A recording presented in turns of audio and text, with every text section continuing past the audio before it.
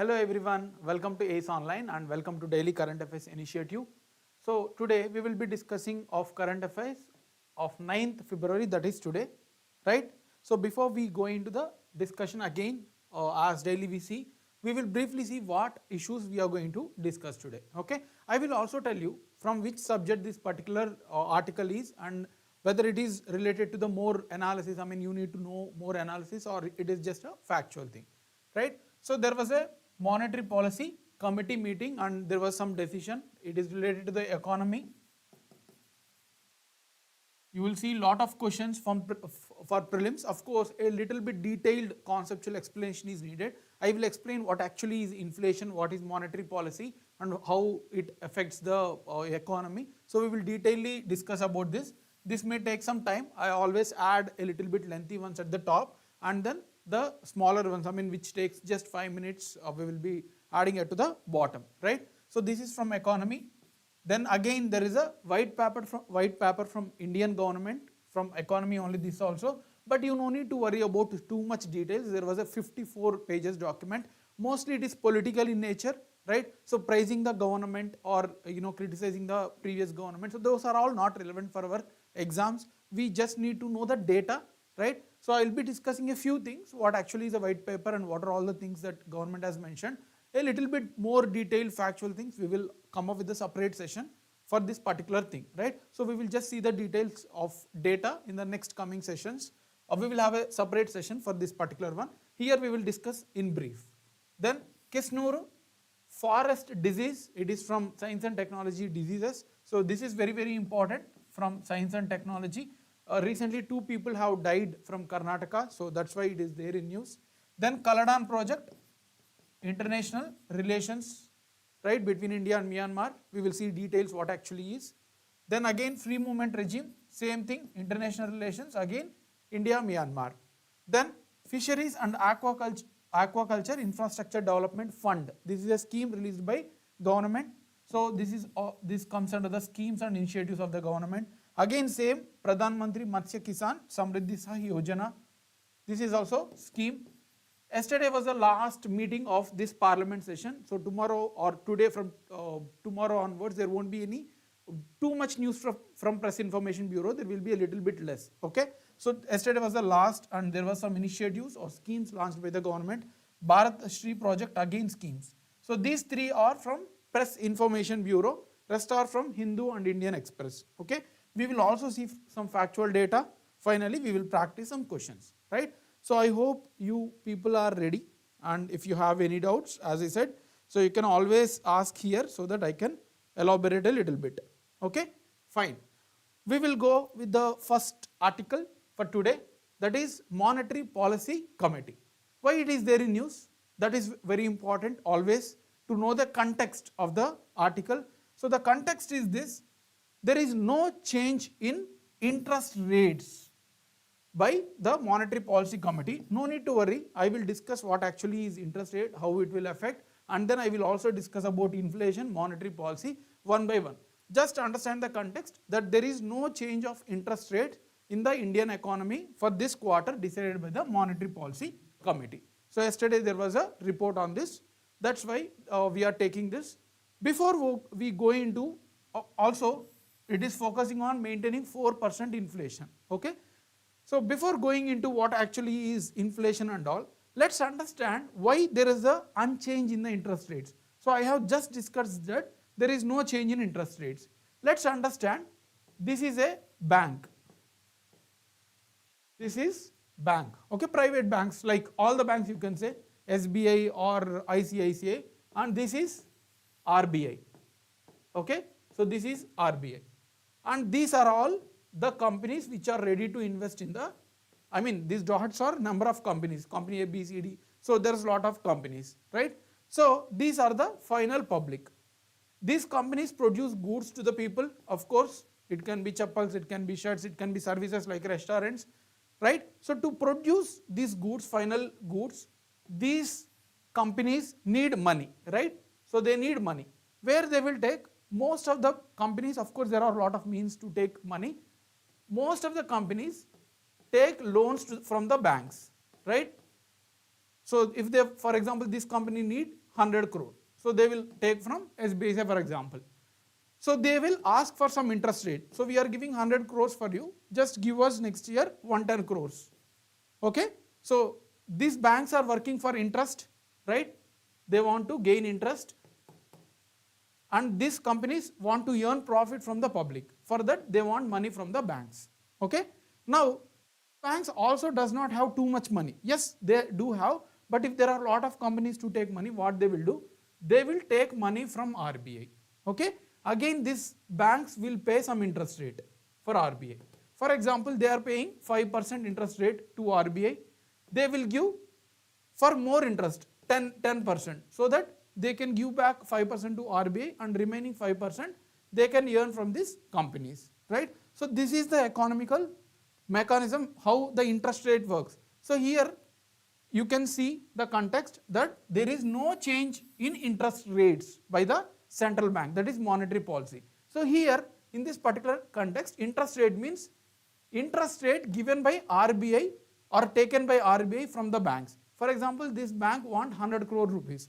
So RBI saying that we will take 4% interest. If you want to take 100 crores, you pay 104 crores after, along with the interest. And this banks will give for 10%, so 110 crore. Now understand, if there is a very important, I hope you are following.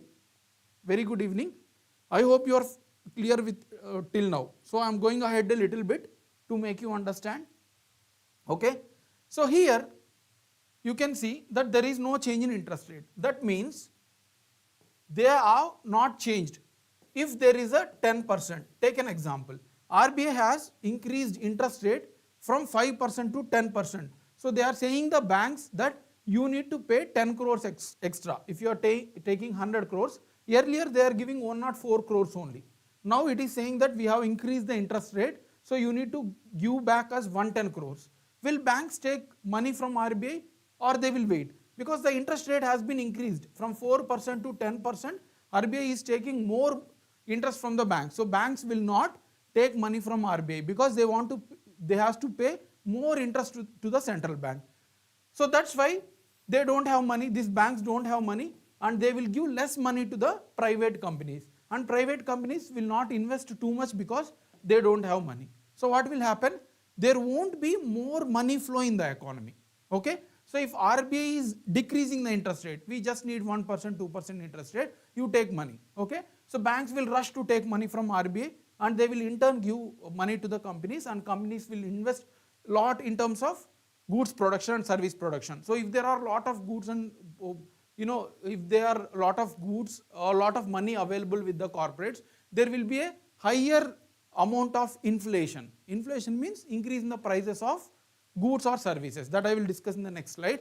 But whenever there is a high amount of money with the public, right, corporates and public, there will be a lot of inflation. So RBI will reduce the interest rate if they want to flood lot of money into the market, or if they want to make it very strict, they will increase the interest rate. They will collect more money from the banks, right? Then banks will not take money, right? In that case, what will happen? There won't be any money rush here, and then inflation will cool down. So that is the concept of interest rate. So here interest rates has not been changed. That means they did not increase, they did not decrease. They are just trying to maintain the same one to target inflation to be at 4%, right? So they want to bring down the inflation at 4%. I hope this is clear. Yes. Thank you, Gautam. Now we will understand how inflation will be calculated. I said that monetary policy just they have maintained the interest rate, so that's why there won't be any extra flow of money into the market. Okay. So I just said that. Now how inflation can be calculated, this also you need to understand practically. So many people know that inflation means just increase in the prices, but practically they don't understand how actually inflation is calculated. That also I will discuss. Generally it is a static subject. In economy we teach to the student, but here to make you understand much better way, I am also taking the concept of inflation here. Okay. So let's take an example at 2020. Okay. Certain goods, there are a lot of goods, isn't it? If you just see in front of you, there are a lot of goods. There is remote, pen, right? There are chappals, t-shirt, mic, everything. So there are lakhs of goods in the economy. Say for example, one pen costed for 15 rupees in 2020. Okay. Now in 2023, the one pen cost has increased to 20 rupees. Okay. So total how many pens, say for example, economy is producing 10 pens in 2020. Here 10 pens, 15 rupees. So what is the total production happened in 2020 in terms of value? 150 rupees. In terms of value, how much in 2020 pens has been produced? Total 150 has been produced. Here in 2023, we produced 10 pens. We have produced only 10 pens in 2023 also at the cost of 20 rupees because of higher amount of money available by the banks, or there may be some inflationary conditions. They have produced only 10 pens in 2023, but the cost is 20. So what value we have produced? 200 rupees of value of pens we have produced. But is there any increase in production? Had they increased any production? Like, it is always good when we are producing more goods, right? So if we are producing 100 pens at a time beyond 10, it is good. We will export to some other countries which are lagging in production. But here what has happened? There is no increase in production. Only that there is a 5 rupees per pen has been increased, right? So here 50 rupees is the inflation produced by the pen sector, right? So the pen sector has produced 50% inflation. 50 rupees is not just because of not because of production. There is no increase in production. Only because of higher amount of prices, it has went to 200. There is an increase of money, increase of prices of each good, right? So this is a inflation. Similar way, lakhs of sectors are there. So they will also be calculated individually. Government has the database. So for each industry, how they are producing, whether they are increasing the production or whether they are just getting more input cost. This 5 rupees has increased not because they want profit, but their interest rate, the amount to be paid to the banks and then raw material to be used in the production of pen. Because of that, they were not able to produce at 15, but they have produced at 20. In turn, there is an increase in prices, of course. Finally, there is no production, but increase in prices of pen has been reflected. This is called as inflation, right? I hope it is clear. Any doubts in this? I have explained with example. Is it clear that you understood the concept of inflation? I am expecting a response from you. If you are not, then I will take one more example. Okay. So this is the inflation concept, is increase in price of any good rather than increase in production, right? So that is called as the inflation. So I have discussed what is inflation. It is nothing but an increase in price and how it is calculated. We will take each of the sector, each of the good, how much input cost has increased, and that led to the increase in the prices. So this is the calculation, right? So if usually the inflation is calculated at consumer level, consumer prices. We have two types of price index. One is WPI, wholesale price index. So whoever is doing business, they won't go to directly shop. They will go to wholesale shops and they will buy in the bulk. But that not actually is the inflation reflecting. It should be at the consumer level, individual level, how much the individual is paying for the particular product. So this is CPI. Consumer means individual consumer, that is price index. So they will measure the inflation at the consumer level, individual level, how much he is or she is paying, right? So this is inflation, and who will take care of this? Central bank will take care of this inflation.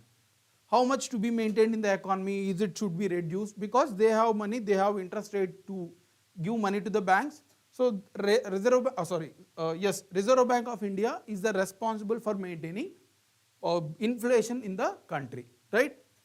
Yeah, very good. Gautam Prakash and AMCPWD, thanks for the response that you are clear with the inflation and how, at what level we are measuring.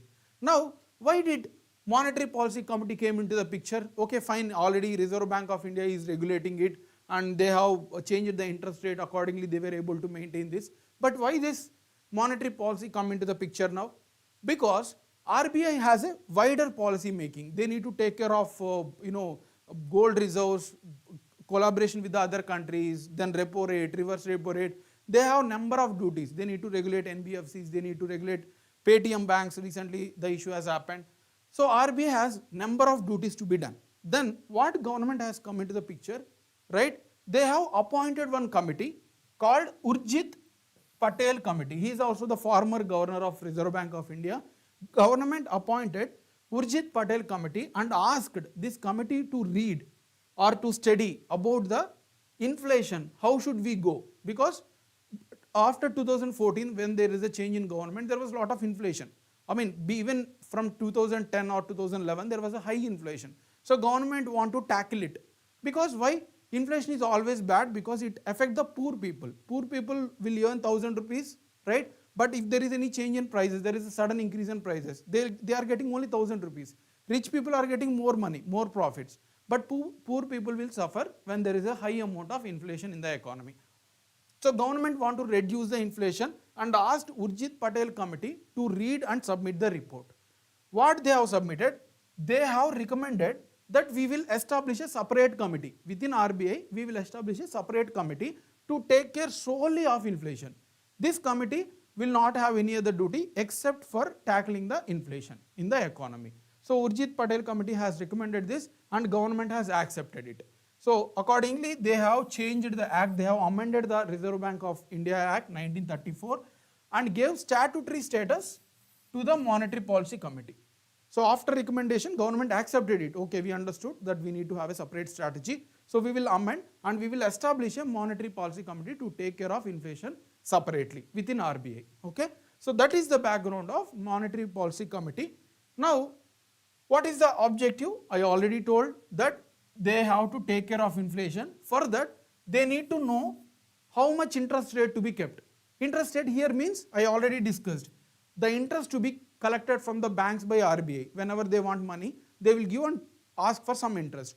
So this committee will decide the interest rate based on the inflation criteria in the economy and finally maintain the inflation in the economy, right? So this is the most important duty of Monetary Policy Committee, to discuss and then fix the interest rates on the loans given to the banks. That is the duty. And this is a 6-member body. Now I am coming to the facts. So this committee will have 6 members, 3 from internal members, that is within RBI. So there are sub-governor, there are some members in RBI. So out of this, 3 will be from internal and 3 will be appointed by the government. External means not within RBI, but there will be other members, 3 members appointed by the government. 3 from bank, 3 from government.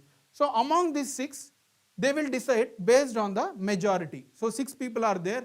Whoever votes that we need to change the interest rate, we need to not change the interest rate. So there may be clash also, that 3 people will tell one thing and 3 people will tell something. So whenever there is an equal amount of votes, then final governor will have a say on that if there is a equal voting. If it is 4 and 2, then that's whoever has given the highest majority will decide it. So now if you see here, coming back to the contest, yesterday they have voted, 5 members have supported that we need to be neutral, there should not be any change in the interest rate, and 1 person has asked to change the interest rate, but the majority is 5, so finally the interest rate was not changed, right? So this is about the Monetary Policy Committee, and there are few more facts to be remembered. This required to meet at least 4 times in a year. So there are 12 months. For every 3 months, this committee will meet and accordingly evaluate the inflation in the economy, and then they will give the change in the interest rate. Okay. So the quorum means a minimum numbers to be present to decide the policy. So out of 6, at least 4 members has to be there.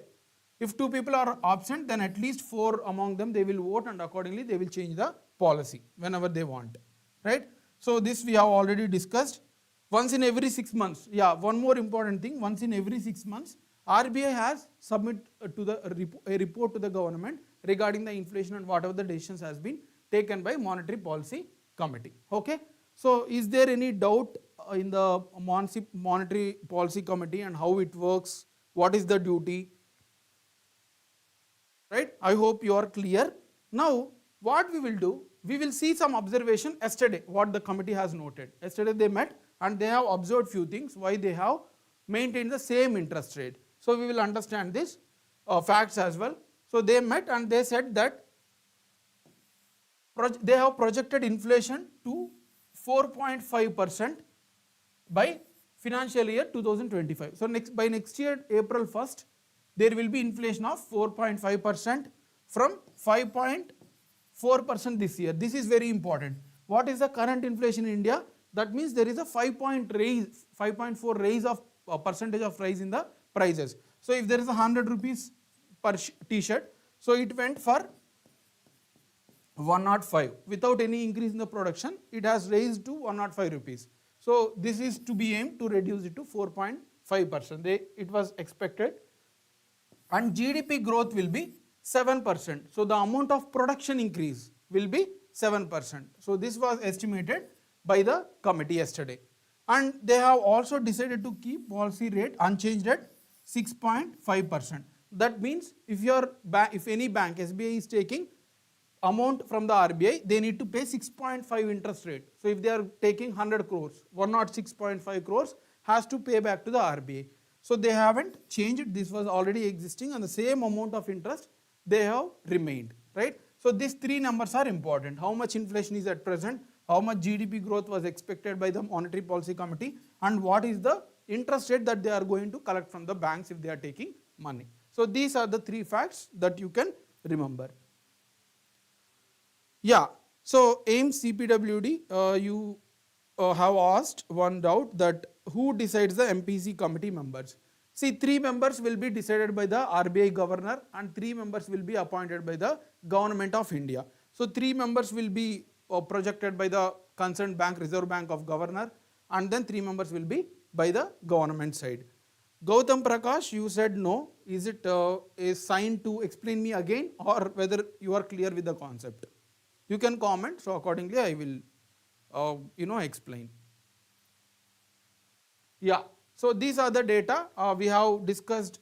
From this, what you need to know? You need to know what actually is Monetary Policy Committee, what is the context, and what actually is inflation and interest rates, how it is linked to the inflation in the economy, then how inflation can be calculated, what is Monetary Policy Committee, what is the background, who are all the members. So I will show you. There was a question on UPSC prelims also from this particular committee. So there was a lot of questions. You need to know all the facts related to this particular Monetary Policy Committee. Okay? Yeah. Now let's go to the next article, that is White Paper on Economy. Government has recently released an white paper related to economy. Okay, so you might be aware this was flooded in all the newspapers. The context is very simple. Government has come up with white paper comparing the performance of the current government. So there was a new government of NDA from 2014, deviating from the UPA government, which was from 2004 to 2014. So they have released a white paper comparing their performances with the other government. Okay, right. So now no need to go into the political picture. That is never important for our exam. No need to worry about politics. But we will see what is the details that are in brief required for our exam. Okay, what actually is white paper? That is very important. So even I confused till yesterday. I searched in Google. Even when I was preparing few years back, it is always a confusion. But today Indian Express has clearly given a definition for white paper. And they said that what government has released is not actually a white paper. Okay, so let's understand what actually is a white paper. Then we will go a little bit details what government has said. A white paper is anything that provides information about specific issue. For example, there is an issue of demonetization. Many times oppositions will ask, you give white paper related to the demonetization, you give white paper related to the agriculture reforms. So any issue related to any particular issue, if there is a performance of that issue or discussion of that specific issue, that is called as white paper. So a white paper can be anything related to information giving to specific issue. Do you think that, okay, I'll ask this question after discussion of this all issue, whether this actually government has given the white paper or not. It is up to you. I'll ask you at the end. Let's understand this white paper. We have already understood the definition. Now, why government has given this particular time, why they came up with the white paper only now? there was some answers from the Ministry of Finance why they have come up with the white paper now and not in the 2014. Okay. Okay, thank you Gautam, you have no doubt, thanks a lot for the confirmation. So why they have presented white paper now, why don't they give white paper about UPA's performance in 2014? Ministry of Finance, Nirmala Sitharaman has answered this question that in 2014, if we could have presented the white paper related to the performance of UPA, there might have reduced investments into the country, people will be discouraged because the performance of UPA in the last 10 years are not good in terms of physical deficit, in terms of FDIs. So the performance was not good. If we have prepared or presented the paper in 2014 or 15, the companies might be demotivated, the people might be demotivated, so economy might not come into the picture. So the people will not be ready to come into the picture. Now in the last 10 years, we have taken a lot of reforms and there was a good indicators in the economy. That's why we are bringing this particular white paper now to compare our performance with the UPA government. That's what the Ministry of Finance has answered this question. Now, what are the 4 objectives of the paper? There are 4 objectives of the paper. I'll show you this pic also. I'll compare. This was given in the Indian Express. Before that, you understand what the objectives of the paper, right? What is the aim of the paper? First thing, inform everyone about the nature and extent of governance. So, during the 2014 crisis. So this, they want to make know that what has happened in 2014 and before, the crisis that India is facing. So we want to make it to aware about the people. That was the objective stated by the government. And one more, policy and measures that NDA government has taken from 2014 to 2024. So whatever the initiatives, policies we have taken, we want to make them more aware among the people. First one is to know the pathetic condition of India in 2014, before 2014, and what reforms we have taken. So that is 2 objectives. And 2 more objectives, it hopes to generate a wider, more informed debate rather than blindly discussing about the politics.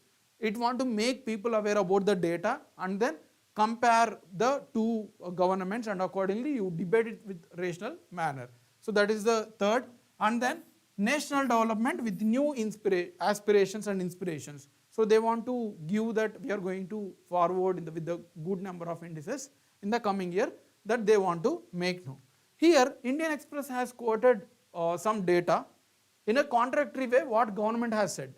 So if you see this, the real GDP growth, right, in the financial years, these are all of UPA government from 2004 to 2013-14, and then this is of 2014 to 2023 of BJP or NDA government. So here Indian Express has said that actually the GDP growth in the 2004 to 2014 was 6.8 on an average, and this government has only 5.9, right? So you no need to support any government and all, because this is not a political issue. I'm just giving you the data.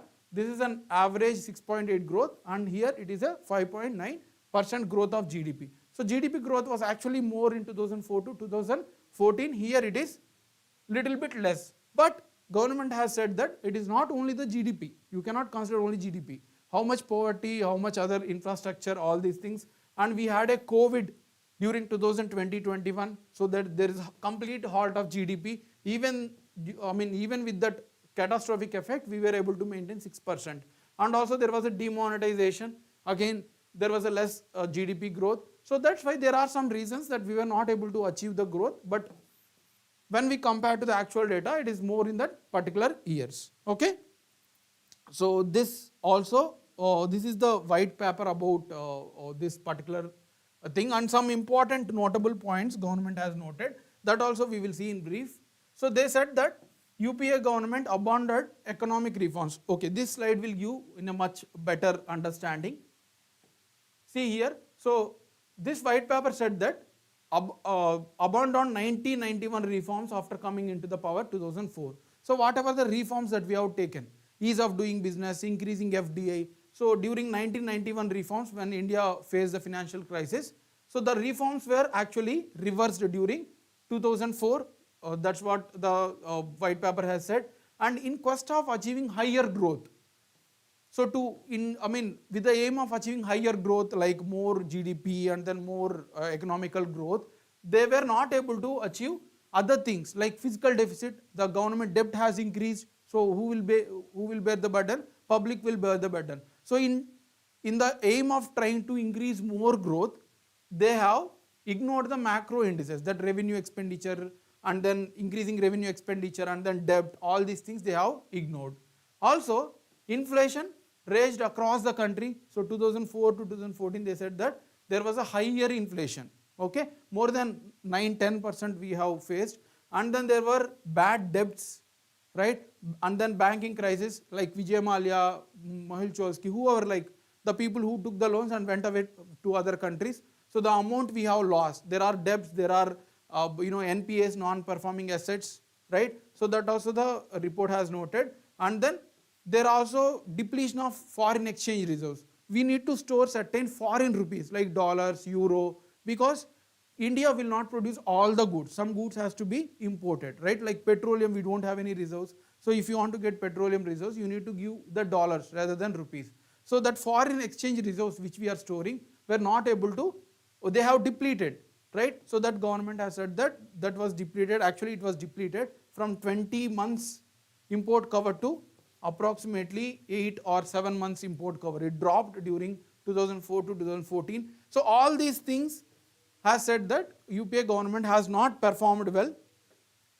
So finally, corruption was there, right? So Commonwealth Games, coal block allocation, so all the corruptions has happened, and we have taken lot of reforms to overcome this issue, right? So this is what they have presented in terms of white paper, right? So that is all for these two issues, which will take some, which had taken some time. Now we have very schemes and all. It takes just 4 or 5 minutes for each of the article, but we have lot of factual stuff to be focused, right? So the next article is Kisannur forest disease. So the context is very direct. 2 people since January 1st has died due to this disease in Karnataka, right? So that's why this report has been noted in the Hindu or even in the Indian Express, that 2 people have died about Kisannur forest disease. Now, what is this Kisannur forest disease? That is very important. It is a zoonotic disease, that means spread from animals or insects. Those are called zoonotic disease. So this is a type of zoonotic disease first reported in Kisannur forest area in the Shimoga. So everyone knows Shimoga, right? It is in Karnataka, a place in Karnataka. There is a forest called Kisannur forest area. In this forest area, they have first noticed one disease where it is attacking monkeys. There was a lot of deaths of monkeys, and there are also some deaths of humans, 1 or 2 during 1956. It was first observed that some disease has happened in Shimoga area at Kisannur forest, right? So it is also known as monkey disease because most of this disease has affected monkeys. Most of the monkeys has died in that region because of this. So that's why it is also called as monkey disease, right? Then this is actually a virus, okay? Viral disease, not bacteria, not zoonotic, or not other things like parazoa. So it is caused by virus, not fungus or bacteria, and spread entire Western Ghats region. So this disease is home to Western Ghats region. It is not in any it was not noticed in any part of India. It was solely noticed on Western Ghats region in Karnataka, Tamil Nadu, and some parts of Kerala as well, right? So this is zoonotic disease. Now, how it spreads? How can it spread? It is spread through ticks. Ticks means a small insect. A small insect. Tick means here a small insect. So this insect will go and fall on the animals like monkeys. It will bite and spread the virus to the monkey, and whoever gets in touch with the monkey, for example, other monkeys has touch with the monkeys. So again it kept spreading. Even for humans, whoever the humans visited to this forest to collect some fodder and all, so whenever they get in touch with the monkeys, there was a spread of disease from monkeys to the animals, right? So I hope you are understanding. From this particular tick insect, it is spreading to the monkeys or other animals on falling or on lying over these animals, whenever humans get in touch with these animals, they are also getting. But one important thing to be understand here is, from human to human it did not spread. Like COVID, for example, COVID spread from one person to other person, but this Kisnur syndrome has not spread from one person to other person. That means human to human contact is not possible, only from animal to human, right? Okay, this is very, very important to remember. So primate means those belongs to mammals like apes, chimpanzees, monkeys. So these were the intermediary carriers from the tick. So human to human contact is not possible, only animal to human contact spread of disease is possible, right? Then what are the symptoms? Very normal symptoms like fever, sore throat, headache, eye pain. Eye pain is a unique one here. Cough. So similar to other diseases, this disease also having same. So until unless we are testing, we were not able to differentiate that whether this is a normal fever or Kisnur syndrome.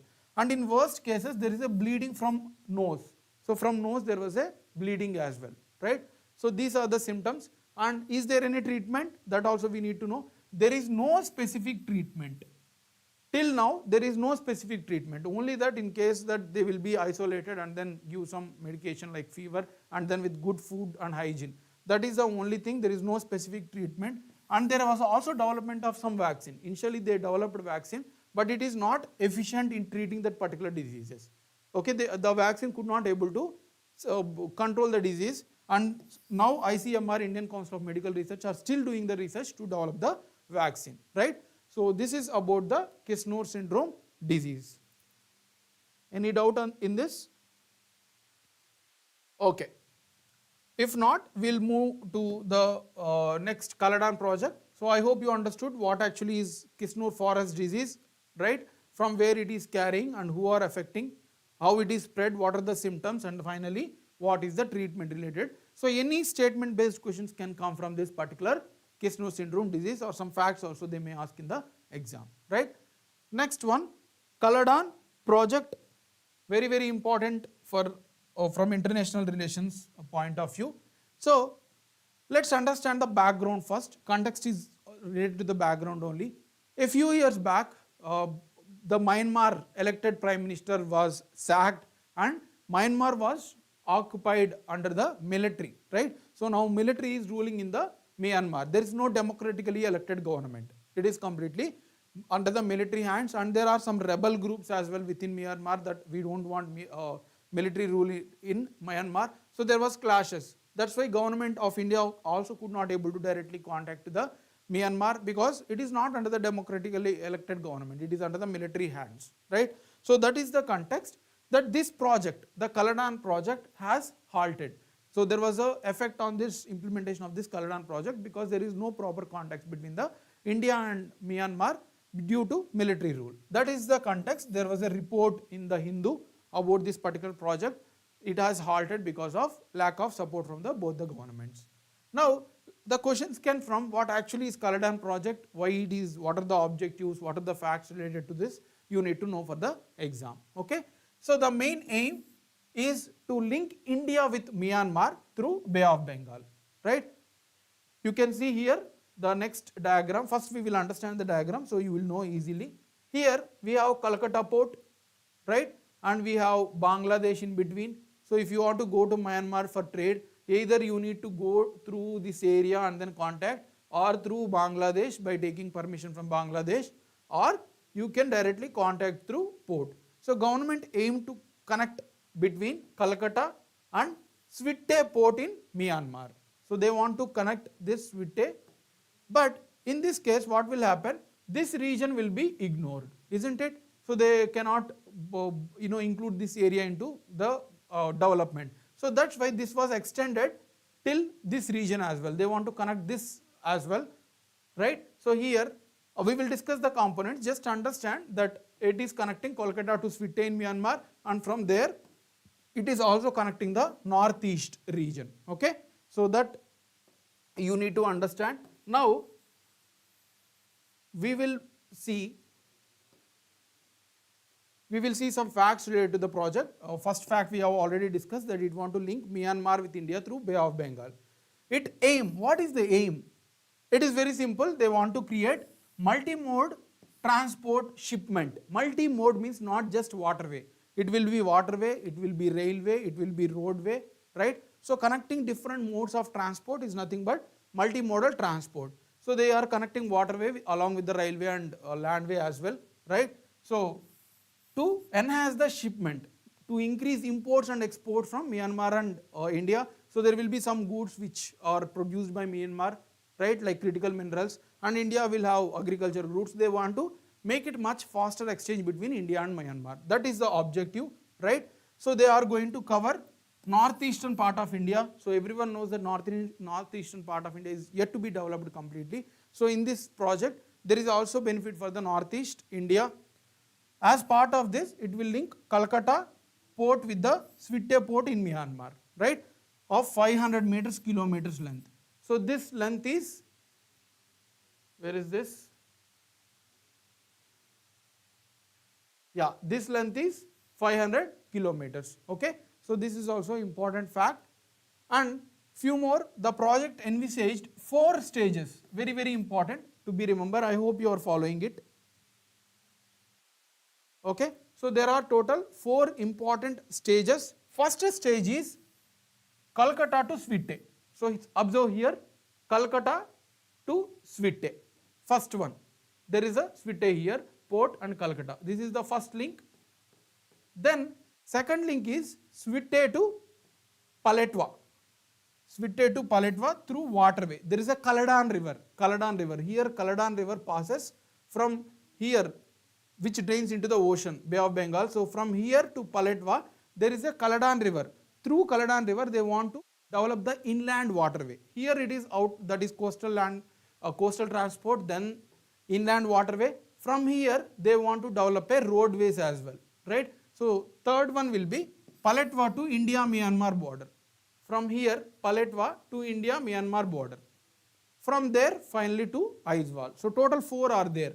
Coastal one from Calcutta to Switte, Switte to Paletwa through interior waterway through Kaladan river, and then from Paletwa to India-Myanmar border, from India-Myanmar border to Aizawl finally. So this is the connection of the project. Very, very important to remember. They may ask any type of question. It will also connect Launkli is the name, so pronunciation is a little bit difficult, in the Myanmar. So this area is also connected. These are the 4 different routes which are going to be connected through Kaladan project. And what will be the benefits? Northeastern states will benefit in terms of economic development because we are connecting them. Whatever the goods that India want to send will directly send to northeast through Myanmar. There is also strategic link to northeast. So now if India want to transport, see here, this is called as chicken neck. So chicken neck, it is like a chicken neck.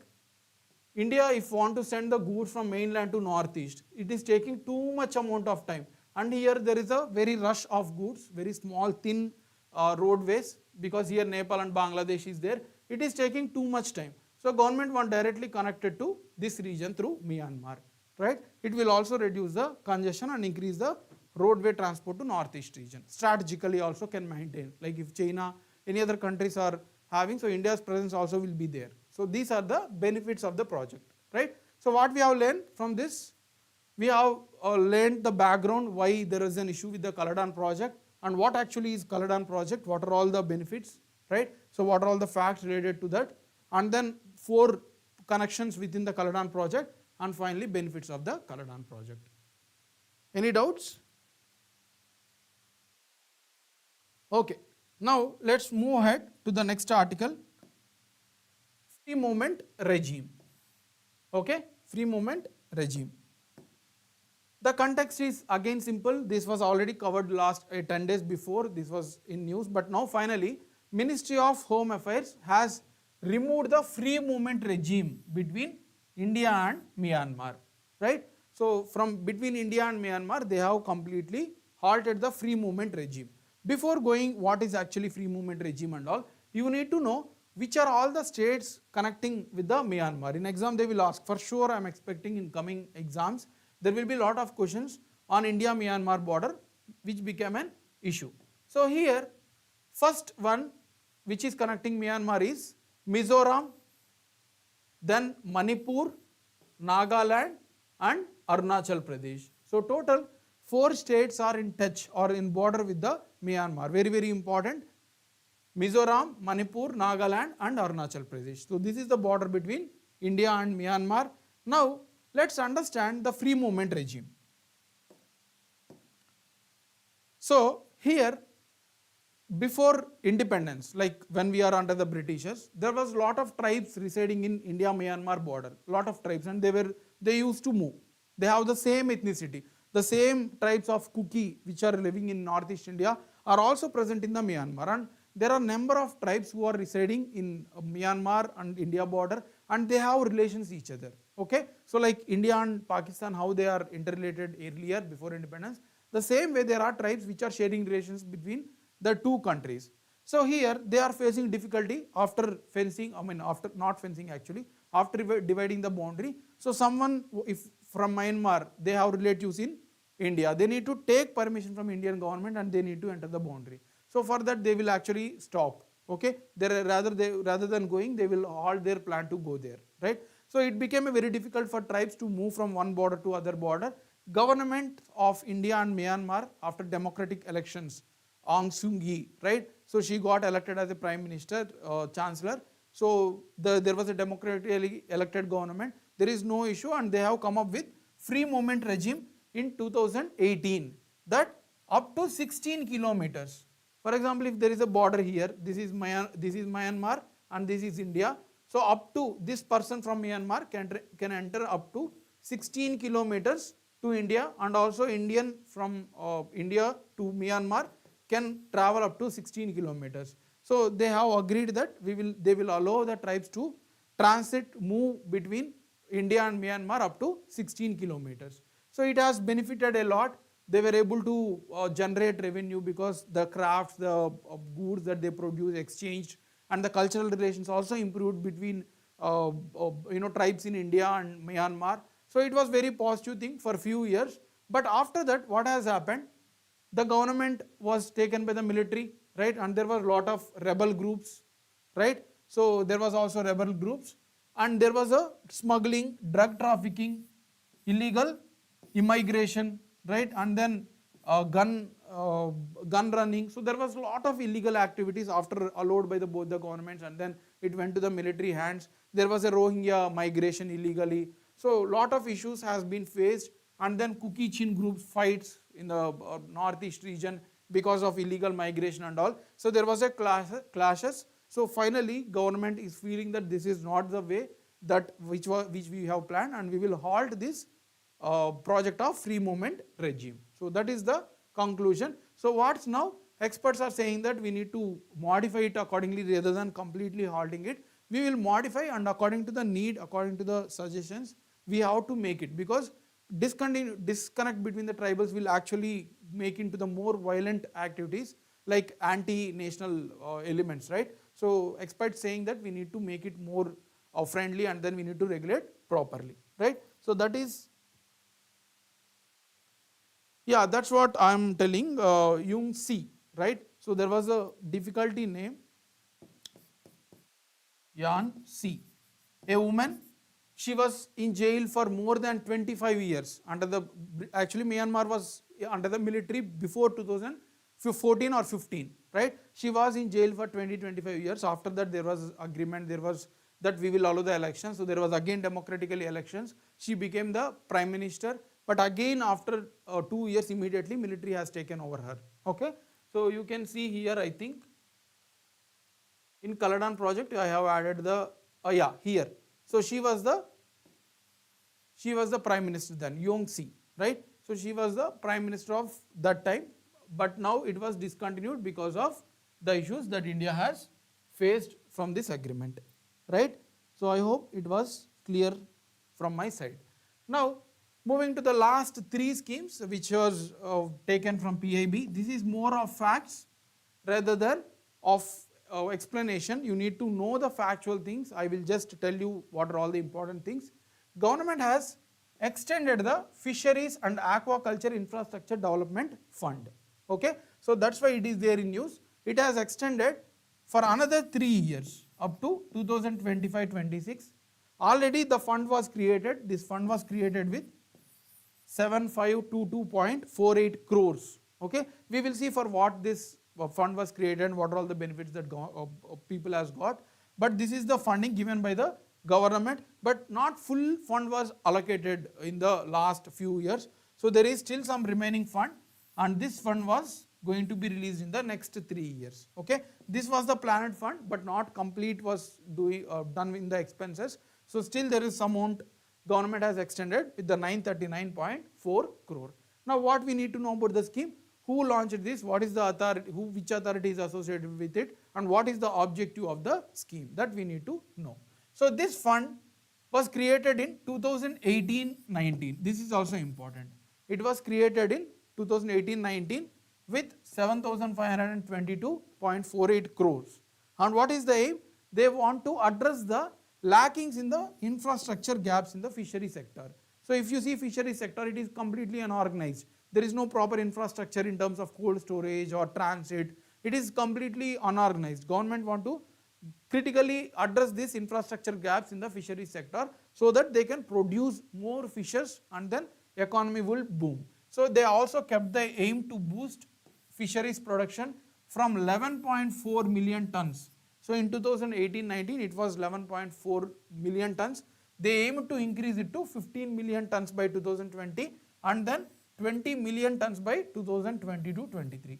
Of course, we haven't achieved. It was still under 14 million tons. So we achieved at 20 million tons. Still it is not being achieved. So government has extended it. I hope you understood the objective. It just want to create or address the critical infrastructure gaps and then increase the fisheries production which can contribute to the economy indirectly, right?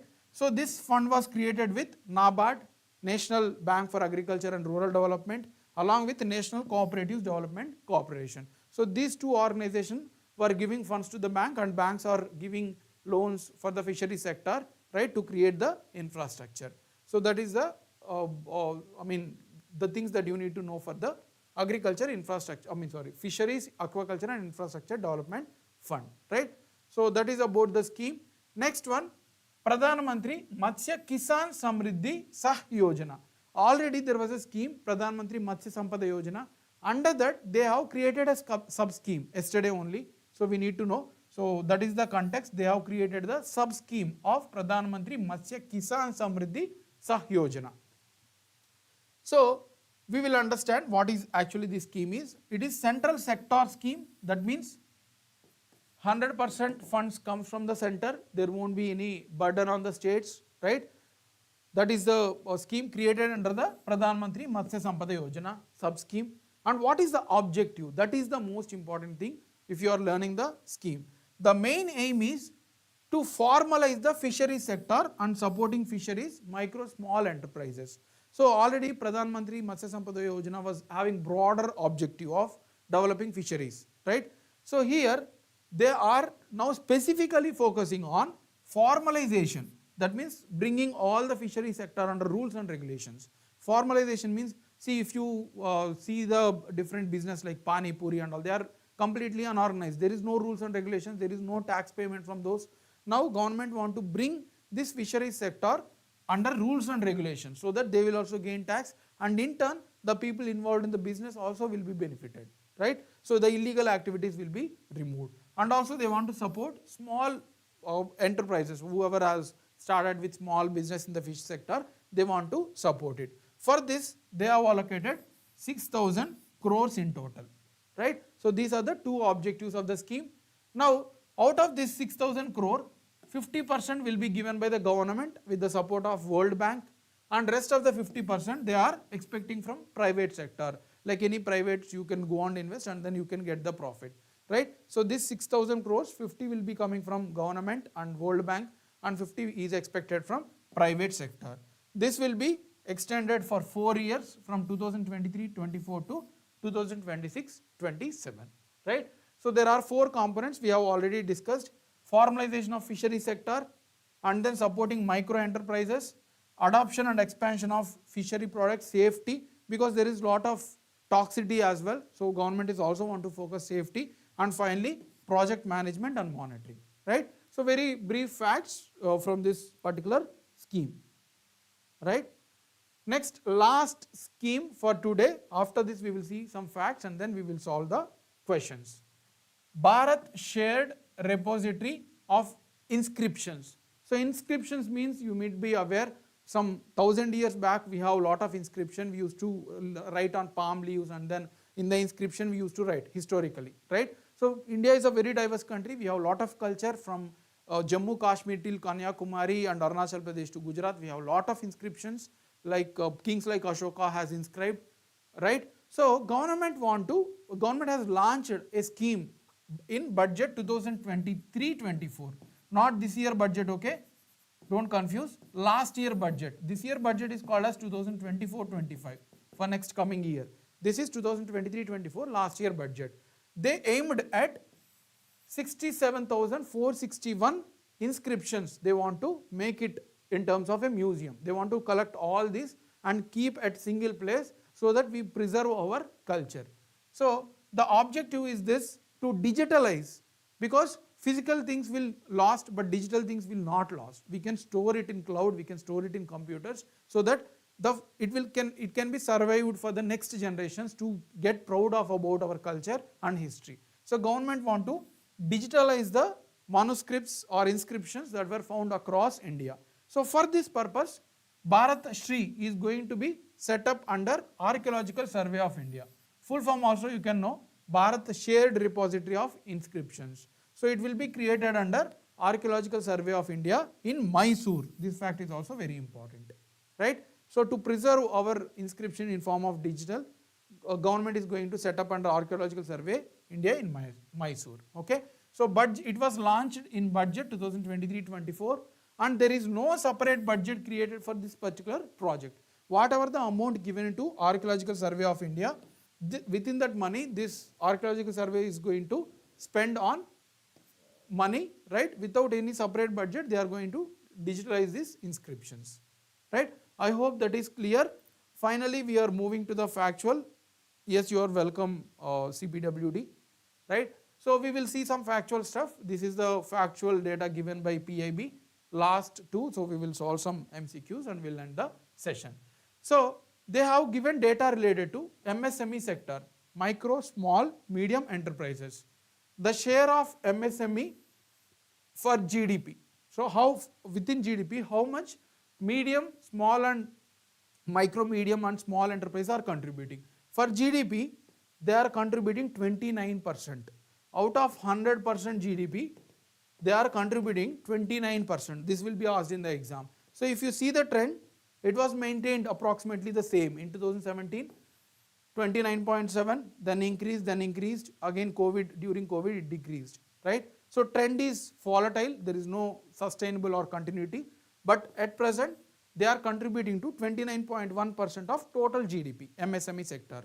Now for the manufacturing sector, right, MSMEs can be in terms of services, in terms of small agriculture, primary goods, and there are specific MSMEs which are focusing on manufacturing. For manufacturing, they are contributing 36.2% of total manufacturing sector GDP. For total GDP 29, for manufacturing they are contributing for 36.2. It is a decreasing trend, okay? So it is like fluctuation, there is no continuity. These facts you need to remember for the exam. The last data about labor force participation of females above 15 years. First let's understand what actually is labor force. Labor force and then workforce.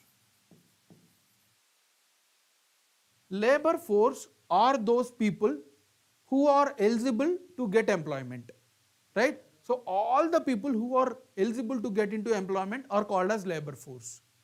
Workforce is the people within labor force who are actually working. For example, 100 people are there in India and 50 people are eligible to get work, like above 15 years, above 18 years, there is different criteria. So 50 people are ready to work, but 30 people are working and 20 people are unemployed. So this 30 is workforce, this 50 is called labor force, okay? So this is the concept. So labor force is a big circle, workforce is a small circle within it, right? So this is the difference between labor force and workforce. Now, if you see labor force of women, it was kept increasing, which is a good sign, right? So labor force participation, the total amount of women who are ready to work are kept increasing. So this trend you need to remember, 23, 24, 30, 32, 32.8, 37, it kept increasing, right? So this is data given by the ministry. And then workforce, so number of women who are actually working, who are ready to work and who are actually working, it also kept increasing, right? 22, 23, 28, 31, 31.7, 35. So currently this is the women force participation 35.9, labor force participation 37.0, right? So this is the two data that you need to remember for exam. So let's solve the MCQ now. MCQs from today's session. First question, this is UPSC prelims question of 2017. Okay, about monetary policy committee, we have exhaustively discussed this. Which of the following statements is are correct regarding monetary policy committee? They are asking what statements are correct. It decides the RBI's benchmark interest rates. So RBI's benchmark interest rate means how much interest they want to collect from the banks who are going to take money. So that is the first statement. It is a 12-member body including governor of RBI and is reconstituted every year. So this is the question. So the statement 12-member. Then it functions under the chairman of ministry, union finance ministry. So chairman is union finance ministry, they are saying. So what is the answer? So someone have answered it as A, two people have answered it as A, very good, AMCPWD and Gautam Prakash. Any other answers? Okay, let's look into this. First statement is correct. This monetary policy will decide the interest rates, how much to be maintained. Second, it is not a 12-member, rather it is a 6-member body and is not reconstituted every year. It is a discretion of the respective governor, right? So this statement is wrong. 2 can be easily eliminated. Now third, it functions under the chairmanship of finance minister, wrong. It functions under the ministry of, RBI governor. RBI governor is the chairman, right? So this is also wrong. Answer is A only. Next question, consider the following statements regarding Kesnor forest disease. So we have discussed the Kesnor forest disease. Let's see the statements. The disease primarily affects the humans and monkeys. So that is the first statement. There is no specific treatment for this disease. Second statement, a vaccine is there for this disease and is used in India. So these are the three statements. So what is the answer? Anyone? I am giving you 20 seconds, you can answer. Gautam Prakash answered it as A.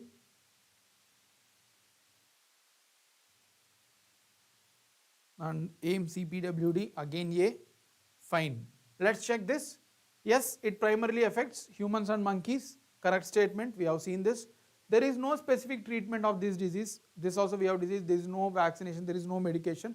It is just to maintain clean and living in divide like far away from the forest areas of Kisnur. So that is the second. So correct. A vaccine is there for the disease and is used in India. There is no vaccine as of now. It was inefficient. So answer is A. That is correct. Next, which of the following statements about Kaladan multimodal transit transport project is incorrect? They are asking which statement is incorrect, not correct. Okay. So you need to be aware when you are answering such type of questions. Right? Yeah. So first option, it would link India and Myanmar via Bangladesh. That is the first statement. Complete cost of the project is bear by India through grants in aid. That is the second statement. Northeast states from India will economically prosper with the implementation of the project. So that is the third option. And then fourth option is none of the statements are incorrect. That means all the above three are correct. 3 is A. Gautam Prakash has answered A, and then Harshit Tanguturi has answered it as A. Very good. 3 people, a third person has answered it as a B. Okay. So let's see this. Answer is A because it is not through Bangladesh, only India and Myanmar through Bay of Bengal. And the complete cost of project is going to burn by the India only through grants in aids. They are giving free money to Myanmar if there is any project involvement, the cost. So it is completely being involved by Indian money. North Asian state will benefit, of course. So option A is wrong. So hence that is right. Next one, what is the aim of Bharat Shri project launched by Government of India? Okay, so this is the aim of, what is the aim of Bharat Shri project? Okay, first one, promoting education among the disadvantaged section of population. That is the first one.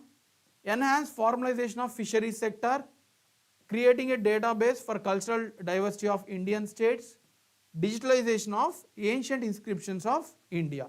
So what is the answer for this fourth question?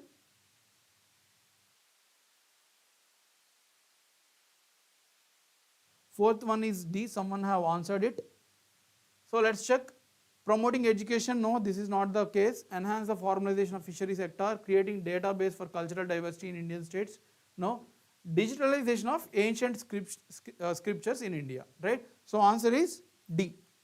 Last question, and this is a critical question to be answered. This was recent trends asked in the many of higher level of exams.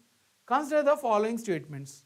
Statement 1, labor force participation rate is always greater than or equal to worker population ratio, right? So this is a little bit conceptual thing. We have discussed what is labor force, what is workforce. Try to think and answer it.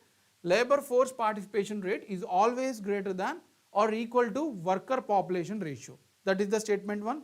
Statement 2 is labor force participation rate is defined as the percentage of persons in the labor force, whereas workforce ratio is defined as the percentage of employed persons in the population.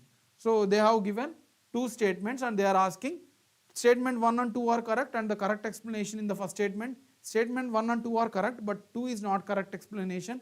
Statement 1 is true and statement 1 is true and 2 is false. Statement 1 is false and statement 2 is true, right? So this is a critical question. I am giving you 10 seconds. Okay.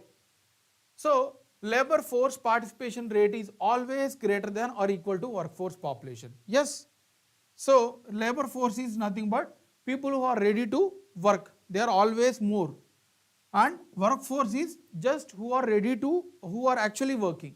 So always labor force participation is more than workforce. So statement 1 is correct, and the definitions that they given here is also correct. What is labor force and what is workforce? So that's why this is a correct explanation why it is always greater than 1. So answer is A. Yes, you are correct. Answer is A. Okay. So this is the session for today's current affairs. Keep following, keep subscribing. Thank you.